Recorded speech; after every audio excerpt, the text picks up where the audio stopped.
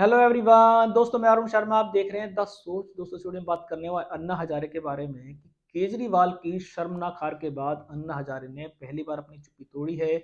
उन्होंने केजरीवाल की हार पर जमकर टिकरा फोड़ा है। उन्होंने बोला है कि इसको हमने बहुत समझाया था पर ये नहीं माना, जिसके चलते इसकी शर्मनाक हार हुई है, जिसको आज हमें बयान देना पड़ रहा है। पर उन्होंने नई सीएम को बधाई दे दी है। दोस्तों अगर आप चैनल पहली बार हैं, जोड़ सकते हैं सारी वीडियो को देखने के लिए। बात करते हैं केजरीवाल के बारे में कि अन्ना हजारे की उंगली पकड़कर नौकरी छोड़कर राजनीति में आने की कोशिश की। अन्ना हजारे ने साफ कहा कि उन्होंने लोकपाल बिल के लिए आवाज उठाई है, वो किसी पार्टी का हिस्सा नहीं बनेंगे। पर केजरीवाल के मन में कुछ और था।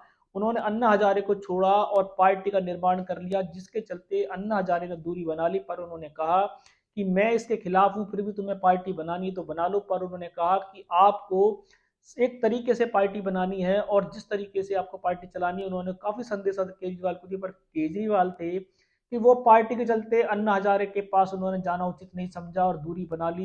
बाद में अन्ना हजारे ने केजरीवाल से दूरी बना ली। पर दिक्कत यहाँ आ गई जब केजरीवाल ने 15 साल सरकार चलाने के लिए जिम्मेदारी ली तो उनकी सरकार फेल होती नजर आई, क्योंकि शराब घोटाला जो कर रहे थे, जिसके चलते अन्ना हजारे ने उनको संदेश दिया कि केजरीवाल सुधर जाओ, हमने इसलिए आपको अपने साथ नहीं रखा था कि आप हमारा भी नाम खराब कराओगे।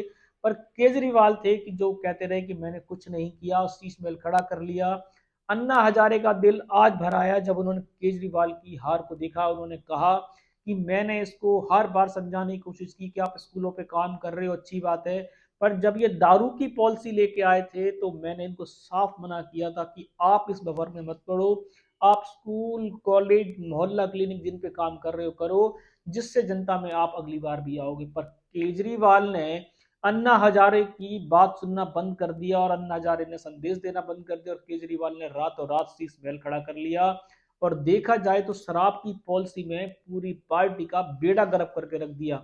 पार्टी की ये हालत हुई कि पार्टी के आधे से ज्यादा नेता जेल की हवा खा के आए। भले ही उनको बाद में कोर्ट ने किसी रियायत के चलते बेल दे दी हो, पर जनता उनके इस मत से स्वीकार नहीं थी। जनता ने उनको क्लीन चिट नहीं दी।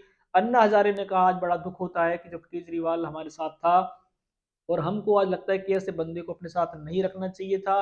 पर दिल्ली की जनता ने अब एक नया सीएम चुना है, उनको बधाई देते हैं और वो उम्मीद करते हैं कि रेखा गुप्ता जो दिल्ली की नई सीएम है वो इस पर जमकर काम करेंगी और केजरीवाल के जितने कारनामे हैं उनसे दिल्ली का जो नुकसान हुआ है जनता को, उसको राहत देने की कोशिश करेंगी। और रेखा गुप्ता ने भी कहा है कि जितनी भी केजरीवाल की सरकार के चलते दिल्ली को कष्ट हुआ है, हानि हुई है, उस पर मरहम लगाया जाएगा और केजरीवाल को तो किसी भी सूरत में नहीं बख्शा जाएगा। केजरीवाल के दिन पहले से ही उल्टे चल रहे थे। अब देखा जाए तो अन्ना हजारे के साथ भी रेखा गुप्ता को मिल गया है और केजरीवाल को जिस तरीके से अन्ना हजारे ने कहा कि इस तरीके का काम किसी भी रूप में शोभा नहीं देता, भले ही उनको कोर्ट से रियायत मिल गई हो।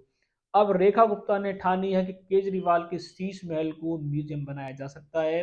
केजरीवाल की हारने के बावजूद मुश्किलें नहीं घटेंगी, मुश्किलें बढ़ेंगी, क्योंकि बीजेपी 5 साल केजरीवाल को दौड़ाने का मन बना चुकी है।